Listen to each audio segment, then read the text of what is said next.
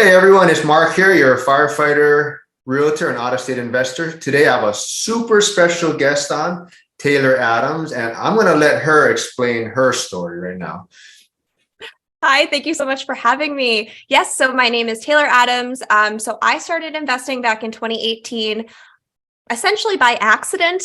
My husband and we bought a house hack because we were living close to the city of Boston. It was really expensive and we needed to offset our mortgage. So we were like, oh, let's buy a multifamily house hack. No idea that was a thing. And then we were absolutely hooked.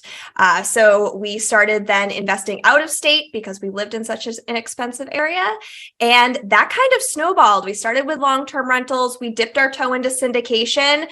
And then back in 2021, we turned over our entire original portfolio. And now we are full force into short-term rentals at a distance.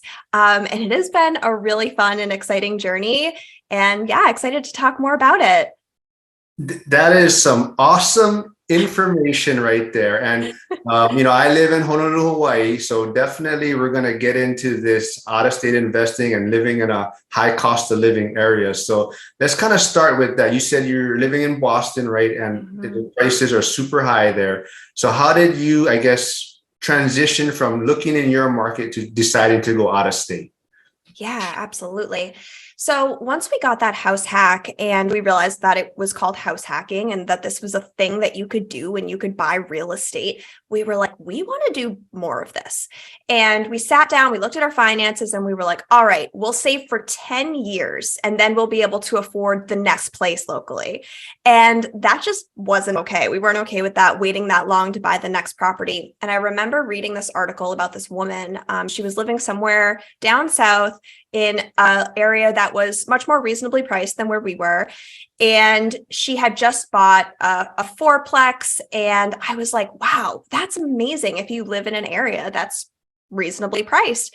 And it was a little bit of an aha moment for me where I was like, well, I guess why can't we do that too? And so we just started exploring areas that had a lower barrier to entry. So the price point made sense, but the ROI was much higher. The rent in comparison to the purchase price was great. And that led us to the Sun Belt and led us to Tennessee. We wanted to be in a place where there wasn't snow because we are very used to dealing with snow up here. And we were like, for our first investments, let's not deal with the snow. So for me, I also invest out of state, and that's, I'm glad you were able to think of like the snow and everything beforehand, because I invest in Pittsburgh. And I was not aware of like winterizing your property and being prepared for the winter months. So that was something new for me. So my advice to people is definitely realize that, wherever you're going to invest, some places there's different seasons and whatnot. So you got to be prepared for that. So how did you, I know you said the Sun Belt and the South, but was there like certain criteria that you were looking for in these markets? Yeah, absolutely. So we were looking for areas that had a growing population. They had a steady growth in population. We didn't want anything that was declining. We also wanted an area that had a good economic mix. So there were a good mix of blue collar, white collar jobs. Maybe there were also headquarters in these locations. So there would be a lot of potential renters and we wouldn't have to be, constantly searching for renters.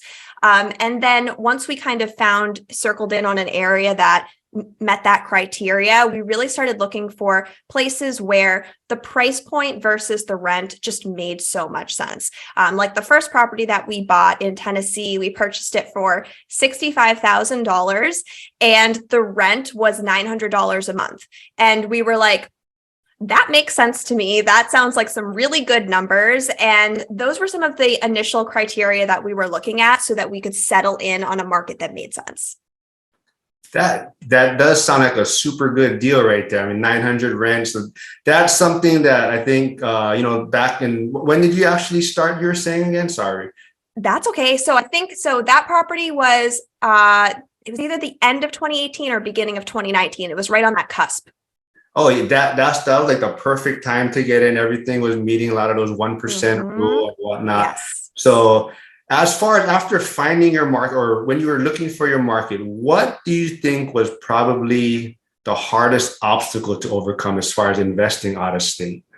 Yeah, I think it was just really understanding the market itself. So some markets are going to be very area by area, street by street, dependent on how well that rental area will do.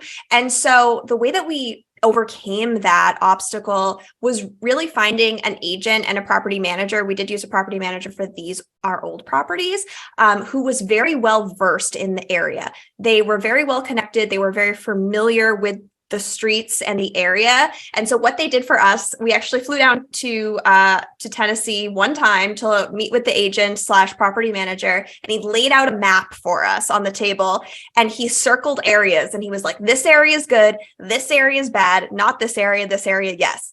And that was incredibly helpful. And I think that was a big learning experience for us. So now when we enter new markets, we do that exercise ourselves by looking at the properties on Zillow, on Trulia, talking to agents and trying to understand where are the specific areas in that market where you're going to do the best, where is rent the most consistent, and where is rent going to be potentially the highest.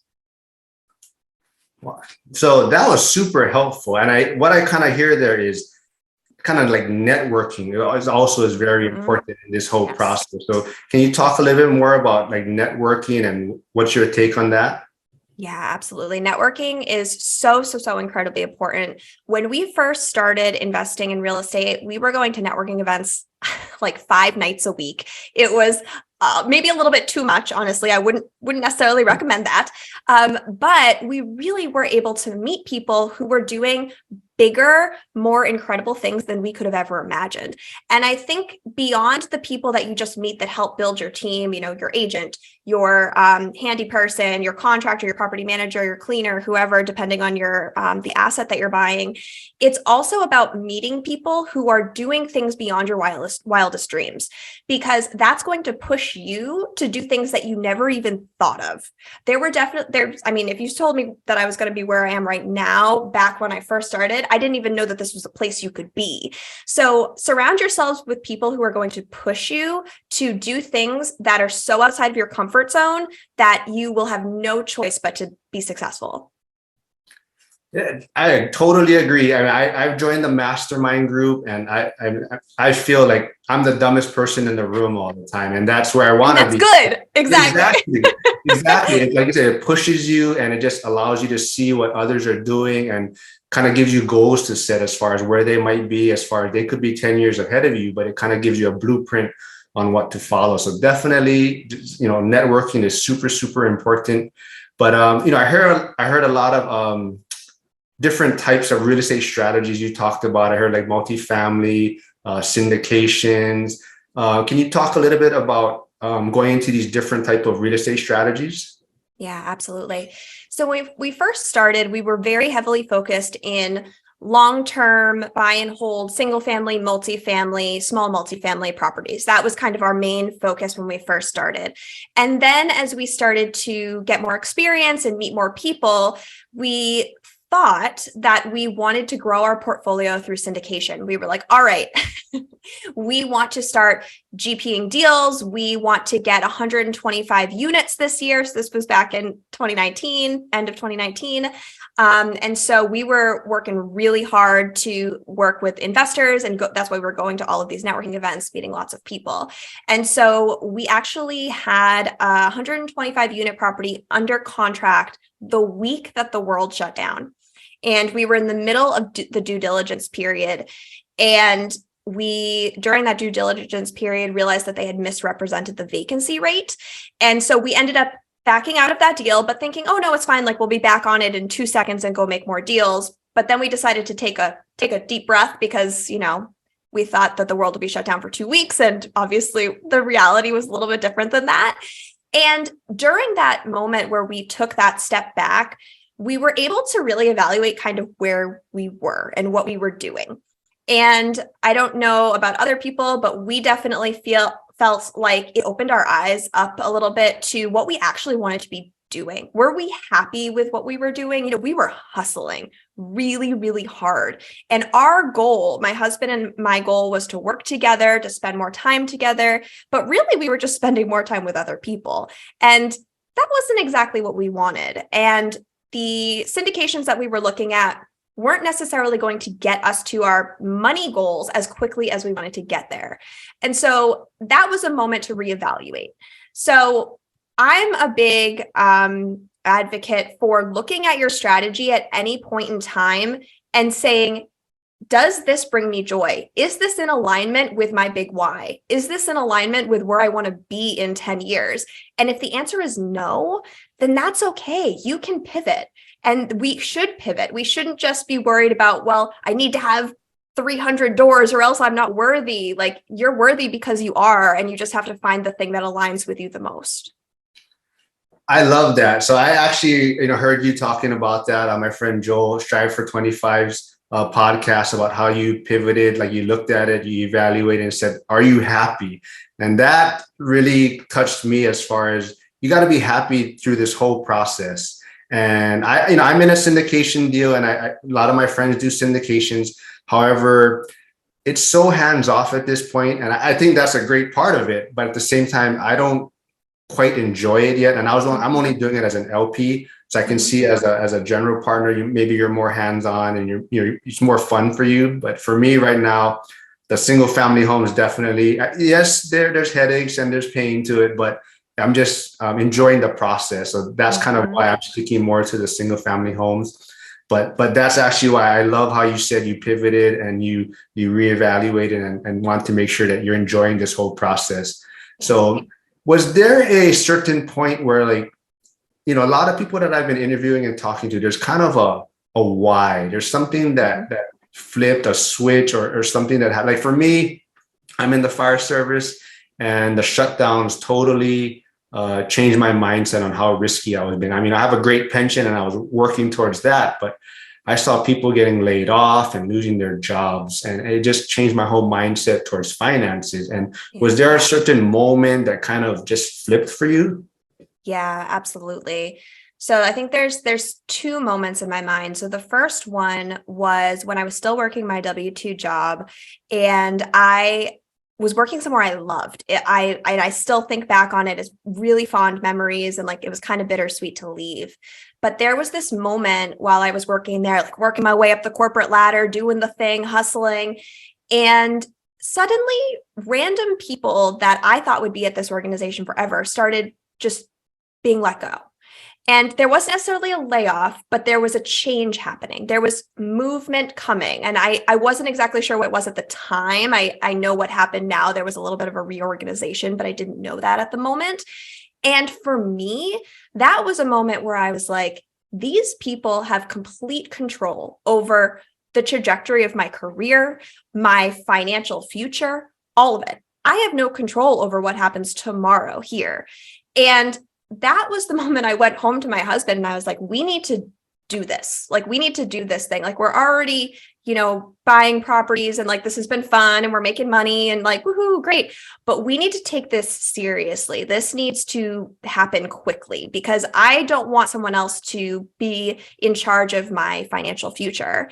And I think the other moment was also for me during the shutdowns when we were in the middle of that syndication. So I was 4 months pregnant with my daughter. I hadn't told anybody I was pregnant yet.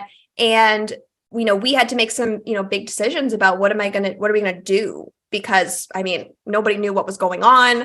And we were like, all right, I'm just going to take some time and see what happens, and we'll figure it out from there. And that was a moment for me where I was able to reevaluate what I was doing in my day-to-day. I was working as an agent because I had left that W-2 job because I didn't like that they had so much control over my future, was working as an agent, but then took some time off during the shutdown. And that moment for me was like, I really need to realign. I need to realign everything that I'm doing right now so that every move I make is in so much more alignment with my why, which is to have the time and financial freedom to spend with my family working on the things we're passionate about, whatever that might be in that moment. I love that. So now that that flipped your mindset and changed everything, where are you, I guess, currently? Are you still working a W-2? Is your husband still working? Like, where are you guys at right now?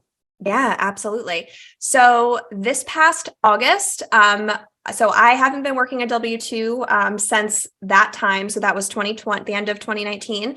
And then my husband retired from his job in August, this past August. So now we're just doing all this full time, just the investing stuff and working on, my content and stuff and sharing how other people can be successful at real estate. So yeah, we're in it now. Well, that's well. Let's touch on that then, since you kind of brought up your social media and your content, and that's how I first noticed you. I mean, I see you all over Instagram and social media, and I love your content. And I saw you Thank do some you. amazing interviews with Michael Zuber, and like I said, on Strive for 25. But you're everywhere, and so how is your social media content going along right now? Yeah, oh my gosh, I love it. So that was one of the things I really started to focus on in 2020 was I was noticing that when I was going to all of these networking events, sometimes I would be the only woman in the room. And I was like, I need to reach more women who want to do this. Because if I can do it completely by accident, I know that you can do it with a plan. I mean, imagine what you can do with a plan. I can't even imagine if I had had a plan when I started. And so that was where it all started. And now it has been so much fun and so rewarding. It definitely fulfills a few different things for me. It fulfills the creative, which I love. And it also fulfills the giving back to people in a way that feels meaningful. Having impact or hoping to have some sort of impact on someone's financial future and growing their generational wealth, to me, oh my gosh, it's like the most amazing feeling in the world when somebody DMs me and they're like, Taylor, I put in an offer on a property because I saw your information and I realized I can do it too. I'm like, what the heck, are you serious? So it's been an amazing journey and I've been loving it. I'm so happy you brought that up because that's actually also why I kind of reached out to you. I noticed that I haven't interviewed any females, and like you're mentioning, it's kind of a male dominated industry seems like, and you don't Mhm. see too many females promoting this, and that's kind of why I reached out to you because I wanted to get your take on it and try to help females get involved because they can Yeah, do it. It's the same thing. Like you're saying, it's if you totally. can do it, others can do it. And that's why I'm kind of smiling here because I didn't know you were going to bring that up, but that's actually why I reached out to you. I mean, that was one of the big reasons. That's So awesome. yeah, that's totally awesome. So you mentioned as far as your social media and helping people, do you Mhm. have like a course or anything that you're kind of signing people up to that you're able to help with? Yeah, absolutely. So I have two options for people if they are interested in working with me. So I do one-on-one coaching for people who want that super personalized support, which is really fun. I love it, digging in and just really doing that with everyone. And then I also offer a boot camp. It's just a 4-week accelerated boot camp that takes you from where you are right now to in the next 6 months, you're buying your first property. And so it looks a lot like individualized support with homework submissions and weekly questions that we can talk about. So it's really fun. I get the best clients, people coming through who are so jazzed and so ready to make moves in their business. So those are some of the things that I offer, and I can't say it enough. I get the best people. A lot of females? Yes, I work with a lot of women. I tend to work, most of the people who work with me end up being women who are either Gen Z or millennials, and a lot of them are mothers. I think that a lot of them see themselves in me. I want to show them, I have a lot of videos of me and my daughter, hanging out, going to the park and just doing fun things. And that's why I do everything that I do. at the end of the day, none of this is worth it if I don't get to spend time with her. And so I know that's true for other people too. If you want to spend time with your kids or your partner or your family or traveling, that's a lot of what I see come through my course is people who are really trying to build generational wealth for their families. Or so I guess while we're on this topic, how can they reach out to you or how can they sign up for the course or where would they look you up? Yeah, absolutely. So I am mainly on Instagram and TikTok, Taylor Coleman Adams. You can find me there. Send me a DM if you have a question about anything. But I have a wait list that's open for my boot camp, and it's just in my links on my Instagram. And it's also available on my website, just taylorcolemanadams.com. Make it really simple. Everything is the same everywhere. Well, I'll put all those links below. But is it strictly real estate or is there like social media help or you go over how to promote your social media platform? That is such a good question. I've actually had some people reach out about that. It's not something I currently offer, but I do have something in the works, something maybe a little bit more like of a download. So keep an eye out. There's something coming. I think that would be a course that I'm going to look to sign up for. I mean, your content is amazing. I love following it. Yeah. So thank you so much. yeah, let's kind of get back a little bit to your portfolio a little bit. Yeah. I know so after that syndication deal you were going to look into, did you pivot to anything else after that or you're still buy and hold long-term rentals? Yeah. So after we ended that syndication deal, we took 2020. I, while very pregnant, renovated our house hack. That wouldn't highly recommend doing that. Not really probably the best thing to be doing, but it was very fun. It kept me occupied. And at the end of 2020 was when we sat down and we regrouped. And we were like, all right, we need to figure out what the heck we're doing here. And what we decided to do was turn over our original portfolio. So we sold our original portfolio and turned all of that into short-term rentals. So our short-term rentals are located in Crystal Beach, Texas, and also in the Smoky Mountains in Tennessee. And that has been our main focus. And so this year we are hoping to add 5 short-term rentals, at least. That's the minimum. I'm putting that goal out there. I'm giving it power. At least 5 properties this year. And we're looking kind of locally, which is weird for us. So that's amazing. You pivoted to short-term rental and it seems like you enjoy it. And I think it fits your personality, it seems like. But I keep hearing things about like the Airbnb bust. And how do you see the short-term rental market going? Yeah, it's a great question. I am forever an optimist, but I'm also someone who looks at articles and information that is based off of kind of fear and speculation. And I'm like, this is great for me because there's going to be opportunity. I think anytime that people are afraid and they're sitting back, there's opportunity for you to make moves. I really think that no one has a crystal ball when it comes to any time in the market. I just was answering a question for someone on TikTok and they were like, well, isn't the market going to crash in 3 to 6 months? And I'm like, well, I don't know, but are you going to wait 3 to 6 months to find out? And if it doesn't, then what happens then? And so I think it's really all about making sure that your numbers are conservative enough that if there is some sort of dip in any way, that you're still good, that you're still solid, even if that means you're breaking even or you're breaking a little bit above even, as long as you are looking at your numbers, being creative. I think Tony J. Robinson was just talking about eliminating your cleaning fee and increasing your nightly rate. And that actually was helping him get more bookings. And so that's a strategy that we're going to check out. How can you be more creative with what you're doing now to make you more interesting, to make your listing more fun? We've also seen a lot of articles going around right now about how unique stays are going to be the new big thing when it comes to short-term rentals. So how can you make your property just a little bit more unique? And it doesn't have to be anything big. Can you tweak something just a little bit? Like I said, don't be afraid to pivot, but sometimes pivots can be really small and small enough that it makes really big returns in the future.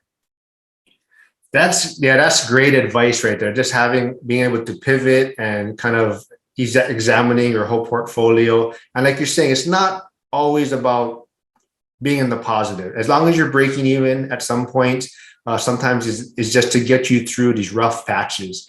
But that's amazing. So I guess the next thing I want to kind of know is, do you like short-term rentals because of the cash flow, or because you kind of like that, making it look a special certain way or a special look to it, or what attracts you to short-term rentals? Yeah, that's such a good question. I think, I mean, definitely the cash flow. I mean, really no comparison when it comes to long-term rentals. That definitely shocked me when we started considering short-term rentals versus our long-term rentals. So that's great. But I also think it's really fun. I think that was something I was missing in what we were previously doing. We were like looking to like infuse some fun into our business.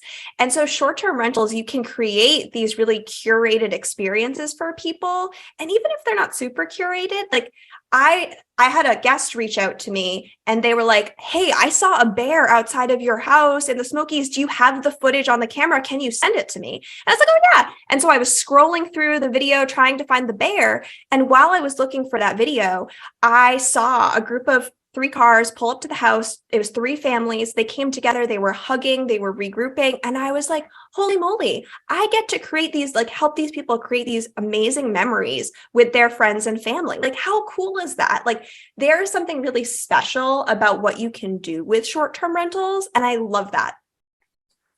Do you notice people staying at any of your place, or do they know it's you, or are they able to determine that it's your short-term rentals? Like my social media presence versus like Yeah, my, I don't know. I don't know that I've ever had anyone connect that, or at least they haven't told me that they have. that would be interesting if they just signed up for your place because they knew it was for you. That Yeah, would hopefully they liked me and they went, and not because they didn't. be, so anyone, looking to start in not just out-of-state rentals, but more specifically like short-term rentals, what would you say is kind of the biggest obstacle to get over for starting getting into short-term rentals? Yeah. I think the biggest obstacle is really, well, I guess the number one obstacle is making sure that your mindset is in a good place and that you know that you can do it. The options are out there. I think the other obstacle that sometimes people think about when they look at short-term rentals is, are these numbers real? Because sometimes you look at the numbers for the revenue that you're going to get and you're like, this is too much. Like, there's no way that these numbers can actually be accurate, which I think leads to a lot of analysis paralysis. So I think that sometimes that can be one of the biggest hurdles, is looking at these numbers and just not believing that they can be real. And so what I like to do when I'm looking at short-term rental numbers is like to look at a quote unquote normal year, which would be something more like 2019 data. And I like to use the 50% rule. So 50% goes to expenses, 50% is profit. And that's going to help you kind of understand what those numbers might look like. I also like to look at AirDNA versus data.rabu.com. And AirDNA tends to be fairly accurate and data.rabu tends to be more conservative. So if you're feeling really unsure about the numbers, use the middle point between those two as a conservative starting point, and that might make you feel better when you're analyzing these properties. So as I mentioned before, I'm in Honolulu, Hawaii, and a lot of people like to visit here and vacation here, but we also have a lot of regulations on our short-term rentals. Mm-hmm. So is that something that kind of you look into when you're researching markets or trying to figure out where you're going to invest in? Absolutely. Yes. That is one of the first things I do when I start looking at a new market. I'm looking at just generally what I can find online. Is there available information telling me that there are rules and regulations in place that are restricting things? And then I will probably go deeper. I'll probably call the city just to verify that what I'm seeing online is correct. You can dig even a little bit deeper and look at the notes from the most recent meetings and see if there's anything coming down the line. So that's definitely something I look into. There's a couple ways that you can really dig into this. The first one is if you pull up properties in that area, if there are very few, there may be some regulations, and these are just some people who are slipping through the cracks. So dig into that. The other thing is, look to established vacation markets. So these vacation markets have been around for 20, 30 years. It's really, really hard to put regulations on places where it's their entire economy. We had a short-term rental in our house hack for a period of time until it was shut down because of the pandemic and some of the restrictions that happened in our area. And so that was fine because it was originally a long-term rental. But if that had happened to us in a place where we had purchased for it to be an STR and then all of a sudden it changed, that would be really hard. So definitely do your homework and see what's kind of coming down the line and make sure that you understand what the options might be and which markets might serve you better. Have you ever looked into Asheville, North Carolina? My son's mom is from there. I love it there. But we love Asheville. My sister-in-law used to live in Asheville, and oh my gosh, the breweries, it's so much fun. Oh my gosh, it's such a fun place. We haven't looked into Asheville specifically. We really like tertiary markets, so we've ended up kind of like looking around all of those other markets. But oh my gosh, if I could have a place in Asheville, I'd be completely down. I know, I love it there. It's beautiful over there. It's so nice. You get everything. You got the mountains, you got the city. It's great. Yeah, it's not too cold also when I go in the winter time. It's not too bad. I mean, I actually like it, but I can see how I can get old quickly, after you live there. But, I know this is amazing information that you're giving. I love it. I love the pivot, the mindset, short-term rentals. It sounds like so much fun. And that's something I want to probably get into down the road. Yeah. But is there any, I guess, maybe book or podcast that has really helped you on this journey? Yeah, absolutely. So I would say if you are interested in short-term rentals, I would definitely check out Short-Term Rentals, Long-Term Wealth by Avery Carl. It's her, I think her book and her podcast are the same name. So I would definitely recommend checking that out. That is very specific to short-term rentals. But one of the best books that I've ever read that has helped me on my journey is The 7 Levels of Communication by Michael Mayer. So it's actually written specifically for real estate agents, but I think it's applicable to anyone. And it's told in a story format. It's a very different kind of professional development book. I love a good fiction read. So this kind of reads more like that. And they talk a lot about how to build really meaningful connections when you are building your network. Highly, highly recommend. And then when it comes to mindset, specifically money mindset, absolutely check out Rich as F. It's the full word, by Amanda Francis. It has completely blown my mind when it comes to money mindset and completely changed the way that I think about abundance and money. Yeah, I think that's the biggest thing that I'm realizing is that a lot of it is mindset. And, we weren't taught these things when we were growing up, as far as how we look at money and just how we plan for our future. And that's been totally eye-opening for me. And I always joke about it. I tell people I've been reading more books now than I've ever done, my previous 40 years of my life. I read so much books now. It's amazing, amazing information, but I got to check those books out now that you mentioned those. But, I love, that you have a child and you're, a young child, and I'm not sure if you're into superheroes or whatnot, but my son is only 7 and I was into superheroes when I was younger, like comic books and everything, but it kind of fell away. But now I'm totally back into it. He's bringing me back into it. So I'm curious, do you follow superheroes? Do you have a favorite superhero? Are you a Marvel or DC fan? Yeah, absolutely. I love all of the superhero movies. So during lockdown, we watched all of the Marvel movies we watched them in sequential order and then in the order in which they happened in time. So completely out of order. That was so much fun. So highly recommend doing that. Oh my gosh. And if I could choose a favorite, I really love Raven. I think that she's so interesting and cool. And I don't know that I necessarily identify with her, but I just think she's really awesome. Okay, so is there a superpower that you think you have for your real estate portfolio or investing that you use? Oh my gosh. And if I could choose a favorite, I really love Raven. I think that she's so like interesting and cool. And I don't know that I necessarily identify with her, but like I just think she's really awesome. Okay, so is there a superpower that you think you have for your real estate portfolio or investing that you use? Yeah. So I think if I could have, if I could say that I have a superpower, um, it is the ability to like take other people's opinions of what I'm doing and just be like, I'm receiving it. I'm receiving it with love. It's great.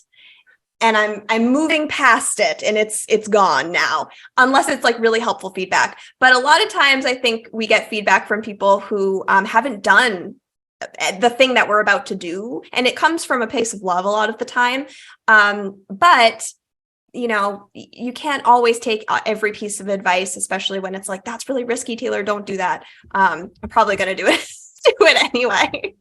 Totally agree. I mean, I hear it every day at the fire station. I mean, they all think I'm crazy for what I'm doing and trying to retire early. I mean, they just think what I'm doing is Yes. ridiculous. But Yes, yeah, I know. All of my friends and family are like, oh, there goes Taylor again doing whatever the heck she's doing. but you're loving it. You're enjoying it, right? I mean, that's It's so part of it, fun. right? Yeah, exactly. Well, thank you so much for coming on. I mean, this has been amazing. Why don't you tell everyone, how they can reach you again, just in case, they forgot or whatnot, but just tell them where they can reach you. Yeah, absolutely. So you can find me on Instagram, TikTok. I'm really kind of on all of the socials at Taylor Coleman Adams. I would love if you want to follow me and DM me. I'd love to chat with you and hear where you are on your journey and support your journey if I can. Thank you. Thank you so much. And everyone else out there, please like, subscribe, and just keep looking for those great deals out there.